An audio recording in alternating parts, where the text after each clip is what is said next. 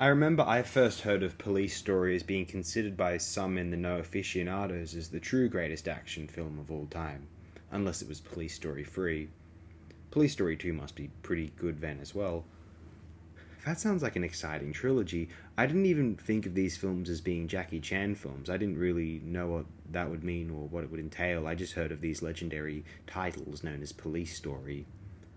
If they were the greatest action films of all time, what would that entail? I knew of Jackie Chan, everyone did. I remember a cartoon show which aired when I was rather young, though I didn't realise that those titles, Police Story, were among his movies initially then. What I assumed a great film meant at one time, and to some degree I still do now, was a kind of DVD. This is when I grew up. You could pop on at any time, lie back on the couch, relax, and life is good because I have a DVD of Police Story or Police Story 3 or whatever, and can watch it at any time, and it makes me feel good about this world and life and about life in general. That was the 2000s consumer DVD culture, and it was glorious. It seemed glorious, with streaming and the internet making pretty much everything ever, or almost or enough of it available. Media such as films or music or literature or anything became a lot more ethereal and disposable, really reduced to a functional entertainment commodity value as you plucked it from the interweb, placed it on your screen out of a choice of potentially millions of options, movies, shows, podcasts, whatever. Everything was just a blip in a sea of things, some whatever, some distractions, some make sure you act a little bit apathetic because you need to make sure you posture more about the real issues or whatever the hell they do.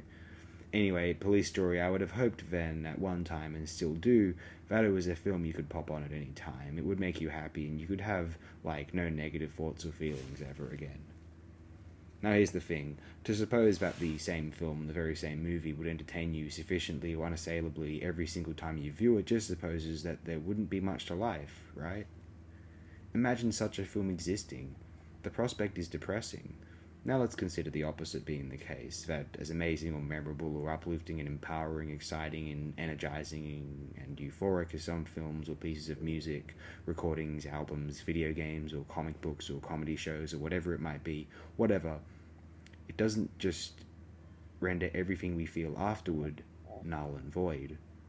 Sometimes these will include negative feelings, and of course, because the world changes, and not every change makes one feel positive. It can entail loss, the removal of comfort, the instability of security, the shaking of a happiness.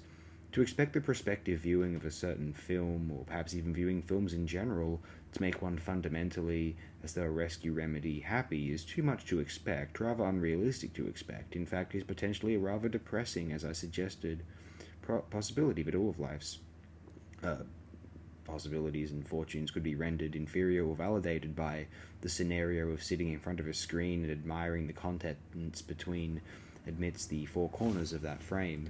That one film or work of art could be just so good, powerful, all-encompassing, tantalizing, and invigorating as to fulfill or justify one's happiness in existence. It is reducing life and the capacity of experiencing a human life, I think. But you go on, because you have so many things to look forward to.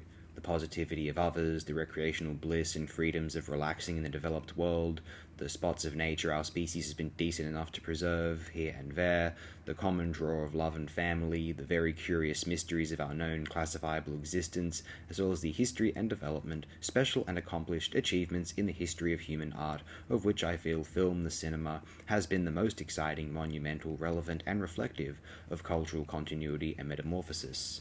The medium which most filters the arts via one prism is, I'd argue, film. Police Story reminds one of why at least those great action movies are worth owning and cherishing on DVD. If something like this can cheer me up and I'm not being conscripted to fight in World War I or in slave labour or without any shelter or funds whatsoever, I can appreciate this blessing of human art which entertains so thoroughly and shamelessly at the click of a few buttons, the spinning of that disc.